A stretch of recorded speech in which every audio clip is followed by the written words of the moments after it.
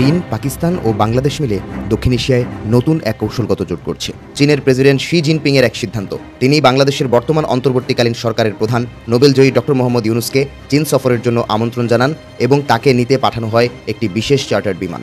ভারতের কূটনীতিকরা মনে করছেন এটি কেবল ভদ্রতা নয়, বরং স্পষ্ট রাজনৈতিক বার্তা। সম্প্রতি লালমনিরহাট বিমান ঘাঁটি পুনরায় চালুর কথা জানিয়েছে অন্তর্বর্তী সরকারের প্রধান উপদেষ্টা ডক্টর মোহাম্মদ ইউনুস। ওই ঘটনার পর চিন্তার ভাঁজ পড়েছে মোদির কপালে। বিমান ঘাঁটিটি বন্ধ রাখতে জেলা জুড়ে নানা ধরনের ষড়যন্ত্র শুরু করেছে ভারতীয় গোয়েন্দা সংস্থা র। এই মব শব্দটা হিন্দুত্ববাদীদের তৈরি শব্দ, ইন্ডিয়া তৈরি করছে। ভারতে মব শব্দটা বিজেপি ঘনিষ্ঠ হিন্দুত্ববাদী মিডিয়াগুলো প্রায়শই মুসলমানদের বিরুদ্ধে ব্যবহার করে অতিমাত্রায়, এবং এটা শুধুমাত্র বর্ণনার শব্দ না, এটা একটা রাজনৈতিক ফ্রেমিং এর একটা কৌশল। তার মানে বুঝেছেন তো মব কি জিনিস? বাংলাদেশের সাধারণ মুসলমান হইতেছে মব। সাকসেসফুলি সে তার ন্যারেটিভ তৈরি করে ফেলেছে। যে ন্যারেটিভ সে তৈরি করেছিল জঙ্গি বলে, ইসলামিক টেরোরিস্ট বলে, সেই ন্যারেটিভ সে তৈরি করে ফেলেছে মব বইয়া। এখন মারবে সেও, এখন মারা শুরু করবে। বাংলাদেশকে শায়েস্তা করতে গিয়ে উল্টো নিজেদের দেশের মানুষকেই বিপদে ফেলেছে মোদী সরকার। স্থলবন্দর দিয়ে বাংলাদেশের তৈরি পোশাক আমদানি নিষিদ্ধ করায় কাজ হারিয়েছেন শত শত শ্রমিক। এতে করে পশ্চিমবঙ্গের সীমান্ত জেলাগুলোতে এক গভীর অর্থনৈতিক সংকট তৈরি হয়েছে।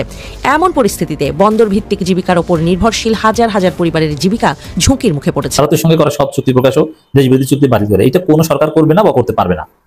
এটা দাবি করে কাউকে চাপে রাখতে হবে, কিন্তু এটাও করবে না। যদি সম্ভব হতো ডক্টর ইউনূস এতদিনে এটা সব চুক্তি প্রকাশ করতে, কিন্তু একটাও প্রকাশ করেনি।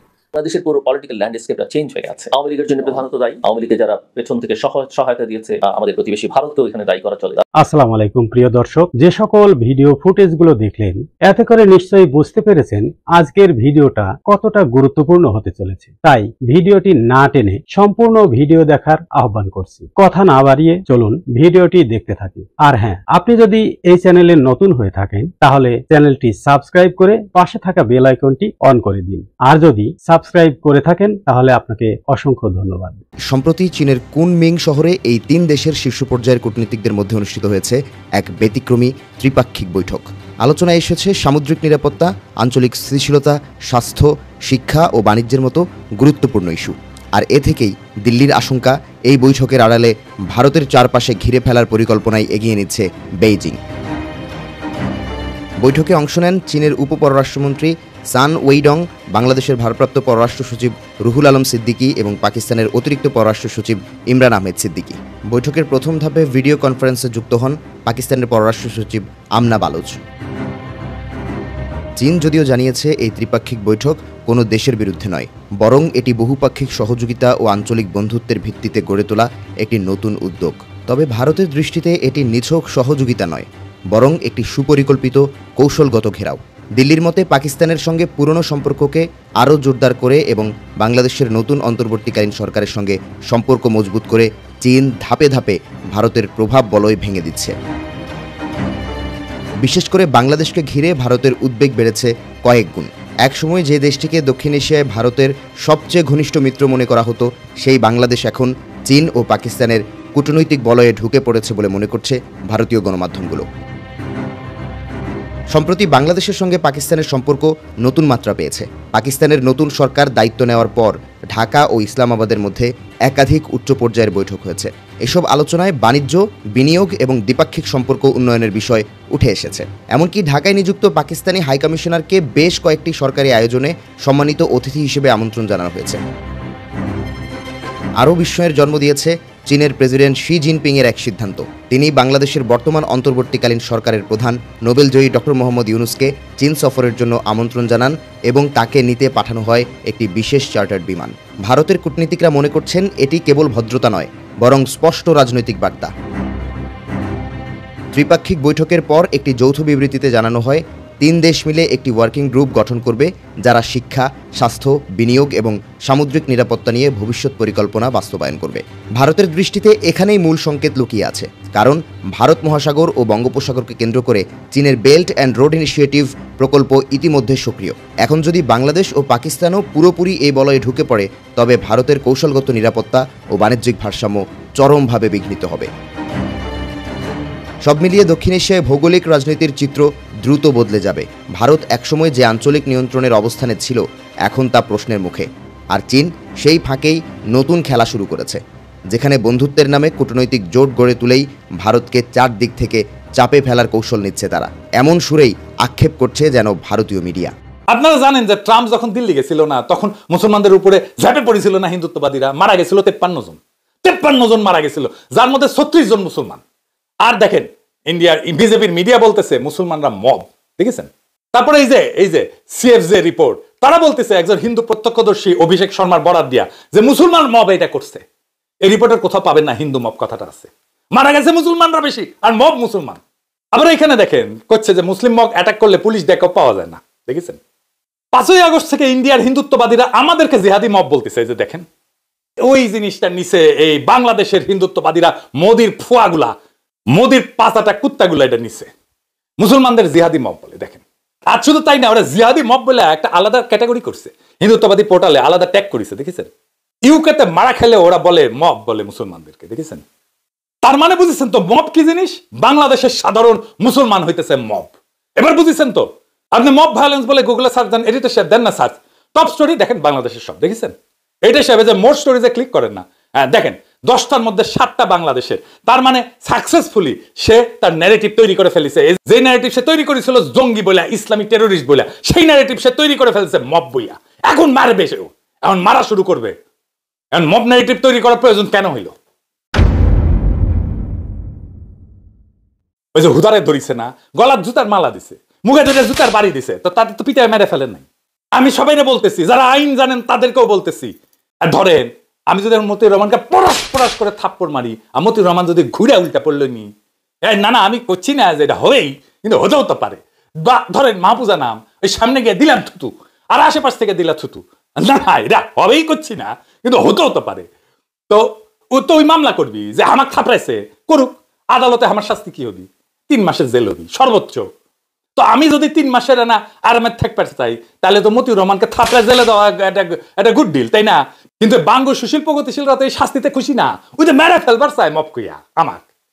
এখন অনেকেই কবি যে দাদা আপনি সত্যি মতিউর রহমানকে থাপড়াইতে চান, পারবেন? হ্যাঁ, দেশে গেলে আমি ডেইলি রুটিন করে থাপড়াইতাম একজন করিয়া। লিস্টের উপরে থাকতো মতিউর রহমান আর মাহফুজা নাম, আমার লিস্ট আছে। হ্যাঁ, কাক থাপড়ানো লাগবি, কে কে আছে লিস্টে? হ্যাঁ, আর ওই যে আর একটা আছে যে নাজমুল হাসান কলিমুল্লাহ, উকরা থাপড়ে না, ওই আবার নাকি অনারারি কর্নেল, ওই আর্মির নাকি, তো থাপড়ানো যাবি না।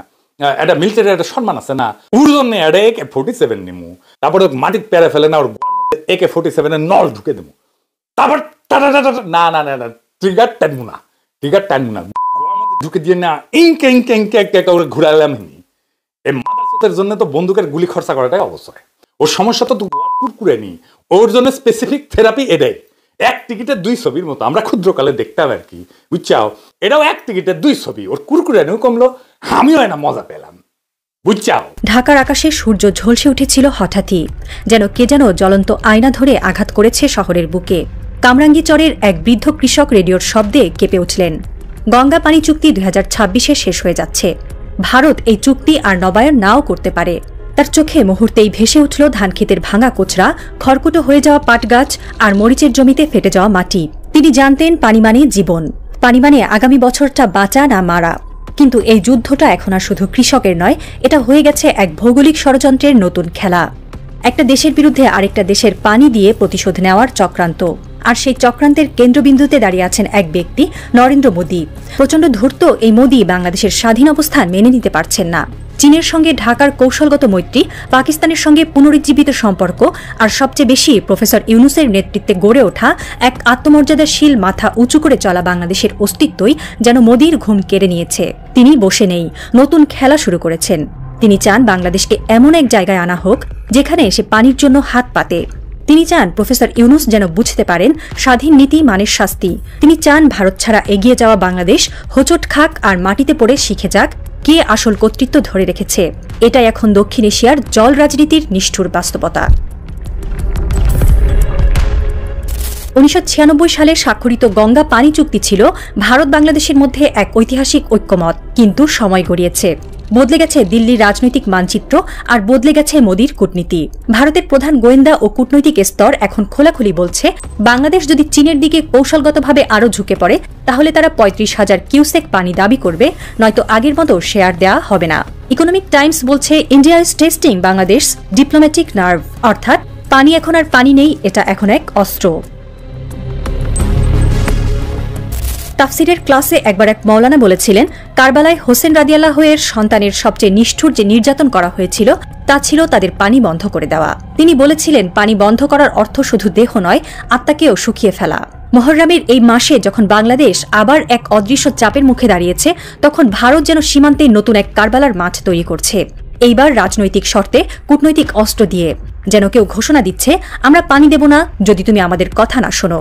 বাংলাদেশের চীন ও পাকিস্তানের সঙ্গে বর্ধিত বাণিজ্য ও প্রতিরক্ষা আলোচনাকে ভারতের কাছে দেখা হচ্ছে একটি অবাধ্য প্রতিবেশীর দুঃসাহস হিসেবে। ভারতের জাতীয় নিরাপত্তা বিশ্লেষকরা খোলাখুলি বলছেন, রাজনৈতিক পরিবেশ যদি অনুকূল না হয়, তাহলে পানির ভাগও অনুকূল হবে না। এ এক নিঃসন্দেহে নতুন ধরনের যুদ্ধ, যেখানে বোমা বা গুলি নেই, কিন্তু রয়েছে পানি বন্ধ করে দেওয়ার ভয়। এ যেন ধীরে ধীরে মৃত্যু নিশ্চিত করা রাজনৈতিক কৌশল। এখানে বাংলাদেশকে বলা হচ্ছে, ডিকটেশন মানো, না হলে মরো। কারবালার সেই শিশুদের মতোই আজকের কৃষক, শিশু ও নারী যারা সীমান্তের নদীর ওপর নির্ভরশীল, তারা ঝুঁকছেন এক অনিশ্চয়তার দিকে। তারা জানেন না আগামী বর্ষায় পানি আসবে কিনা, জানেন না ভারতের মেজাজ কেমন থাকবে। এইখানে পানি আর কোনো প্রকৃতির উপহার নয়, এটি এক ভয়ঙ্কর চাপের হাতিয়ার, যা দিয়ে বাংলাদেশকে ভীত, দুর্বল এবং নিয়ন্ত্রণযোগ্য করে তোলার চেষ্টা চলছে। এই পানি রাজনীতি কূটনৈতিক ব্ল্যাকমেইলের প্রকৃষ্ট উদাহরণ। কারবালা কেবল ইতিহাস নয়, এটা প্রতিরোধের ভাষা। প্রশ্ন এখন, বাংলাদেশ কি এই কারবালার সামনে মাথা নত করবে, নাকি গড়ে তুলবে এক বিকল্প জোট, এক বিকল্প স্রোতধারা, যেখান থেকে পানি আসবে সাহসের নদী হয়ে? মাত্র কিছুদিন আগে চীনের ইউনান প্রদেশে চীন, বাংলাদেশ ও পাকিস্তান 3 দেশের মধ্যে এক বিশেষ কৌশলগত আলোচনায় একমত হয়, পানির বিষয়েও একসাথে কাজ করতে হবে। এই চুক্তির খবর যখন প্রকাশ্যে আসে, তখন বাংলাদেশের ভেতরে ভারতের অনুগত মিডিয়া ও গোষ্ঠী গর্জে উঠল, এই মৈত্রী ত্যাগ করো, চীনের দিকে ঝুঁকো না। কিন্তু আসল প্রশ্ন, বাংলাদেশ কি করবে? ভারতের ভয়ের কাছে মাথা নত করবে, নাকি পানিপথের যুদ্ধের নতুন ইতিহাস লিখবে? এমনিতে বাংলাদেশকে পানিতে মারার ভারতীয় হিসেবটা বাস্তবতার নিরিখে একেবারে ভ্রান্ত। কারণ যেই গঙ্গা দিয়ে তারা বাংলাদেশকে শাসন করতে চায়, সেই নদীর জন্ম হয় তিব্বতের উচ্চভূমি থেকে। চীনই এখানে আপার রিপেরিয়ান, অর্থাৎ পানি উৎপাদনের উৎস। চীনা স্কলার ভিক্টর গাও সম্প্রতি বলেছেন, পানিকে অস্ত্র বানানোর যে কোনো চেষ্টা হবে বন্ধু রাষ্ট্রের উপর আক্রমণের সমান। এই বক্তব্য ভারতকে লক্ষ্য করেই বলা, আর বাংলাদেশের জন্য এক অদৃশ্য ছায়া মিত্রের ঘোষণা। এটাই সেই মুহূর্ত যেখানে ইতিহাস আবার কলম ধরছে, এক নতুন মহাযুদ্ধের প্রতিচ্ছবি আঁকছে জলরেখায়। দিল্লির চাতুর্যপূর্ণ কূটনীতি এখন চীনা দিকে ঝুঁকে থাকা যে কোনো দেশকে একঘরে করে ফেলতে চায়। তাদের স্ট্র্যাটেজি এখন এমন, পানির শর্তে কূটনৈতিক দিক নির্দেশ পাল্টাও, নইলে আমরা শাস্তি দেব। তাদের যুক্তি, পানির চাহিদা বাড়ছে, কিন্তু সত্যিটা হলো সেই চাহিদা বাংলাদেশেরও বেড়েছে। কিন্তু কথা বলার ভাষাটা একতরফা হুমকি। এটা যেন এক গণতান্ত্রিক উপমহাদেশের চূড়ান্ত স্বৈরাচারী রূপ। ভারতের পরিকল্পনা শুধু পানি বন্ধ নয়, তারা চায় বাংলাদেশ পুরোপুরি তাদের কৌশলগত বলয়ের মধ্যে থাকুক। তারা চায় না যে বাংলাদেশ চীন কিংবা পাকিস্তানের সঙ্গে জলবায়ু বা সামরিক সহযোগিতা করুক। তাদের ধারণা, বাংলাদেশের স্বাধীনতা মানে দিল্লির নিয়ন্ত্রণে থাকা এক দেশ। আর সেই ধারণা থেকেই তারা গঙ্গার জলকে বানাতে চায় রাজনৈতিক দড়ি। রাতের চাঁদ উঠেছে, কিন্তু শহরের বাতাসে আশঙ্কা। ঢাকার রাজনীতির ভেতরে চলছে ভয়ঙ্কর চাপ। প্রফেসর মোহাম্মদ ইউনূসের অন্তর্বর্তী সরকার কি করবে? তারা কি ভারতের হুমকির কাছে নত হবে, নাকি চীন পাকিস্তান মৈত্রীর শক্তিতে নতুন এক পানি যুদ্ধের জবাব রচনা করবে? আকাশে এক ফোঁটা মেঘ নেই, কিন্তু বাতাস ভারী। আসছে 2026, গঙ্গার চুক্তি শেষ হবে। শুরু হবে কি? জল থেকে জন্ম হয় সভ্যতার, কিন্তু যখন সেই জলকে বানানো হয় অস্ত্র, তখন ইতিহাস রক্তে লেখা হয়। বাংলাদেশ এখন সেই মুহররমের মাঠে দাঁড়িয়ে। পানির এক ফোঁটার জন্য শুরু হতে পারে নতুন এক কারবালা। শেষ নয়, এটা এক শুরু, সতর্কতার, প্রতিরোধের এবং সিদ্ধান্তের। প্রিয় দর্শক, সম্পূর্ণ ভিডিওটি দেখার জন্য আপনাকে ধন্যবাদ। ভিডিওটি দেখে কি উপলব্ধি করতে পারলেন তা কমেন্টে লিখুন। ফিরছি আগামী কোনো ভিডিওতে নতুন কোনো টপিক নিয়ে। ততক্ষণ পর্যন্ত ভালো থাকবেন, সুস্থ থাকবেন, এই শুভকামনায় আজ এ পর্যন্তই। আল্লাহ হাফেজ।